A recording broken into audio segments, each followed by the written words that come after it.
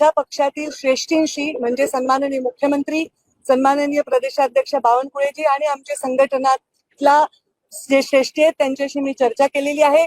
ज्या विषयामध्ये कुठलाही संबंध नसताना माझ्या नावाचा उल्लेख करणं किंवा कुठल्याही टिप्पणी करणं वैयक्तिक पद्धतीने हे त्यांनी करणं अपेक्षित नाही आणि त्यांनी ते करू नये.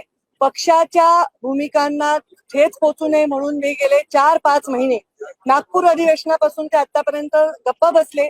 पण मी पक्षश्रेष्ठींना विनंती केली आहे की त्यांना समज द्यावी. असंच मी त्या पत्रकारांनाही बोलले. त्यांनी अशी हेडिंग दिली की पक्षश्रेष्ठींनी समज द्यावी. मी असं नाही म्हणले, मी म्हणले पक्षश्रेष्ठींना मी विनंती केली आहे की समज द्यावी. असं हिंदी का विषय नाही है.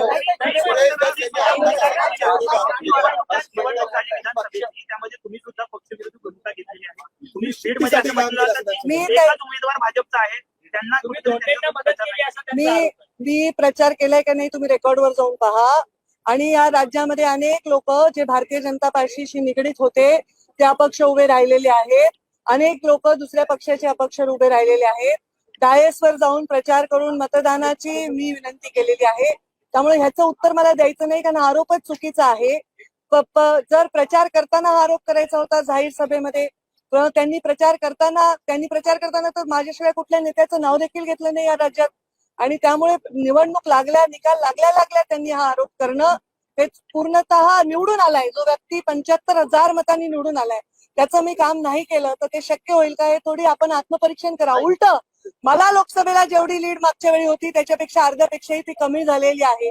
मग त्यांनी माझं काम केलं नाही असं तर मी कधी जाहीर वाच्यता केली नाही. अनेक लोकांनी माझं काम केलं नाही पण त्या परिस्थितीला अडचणीला मी बागे टाकला आणि पक्षाच्या कामाला लागले. त्यांनी अशा भूमिका जाहीर मांडणं हे आमच्या पक्षाच्या श्रेष्ठींना मान्य होणार नाही, पक्षाच्या शिस्तीला मान्य होणार नाही. त्यांनी निवडून आलेल्या त्याच गुलालात माझ्याविषयी बोलले. पण आज आमचा निकाल कधी लागलाय? ऑक्टोबरमध्ये कधी लागलाय? 23 नोव्हेंबर पासून आज 12 मार्च पर्यंत मी या विषयावर कधीही भाष्य करायचं टाळलं कारण माझ्या पक्षाला त्याच्यामुळे पीडा होते. तो वाद पक्षाचा समोर येऊ नये म्हणून. आणि पक्षश्रेष्ठींना मी विनंती केलेली आहे की त्यांनी समज द्यावी. ते खरं आहे आणि या विषय माझ्या पुरता इतकाच आहे.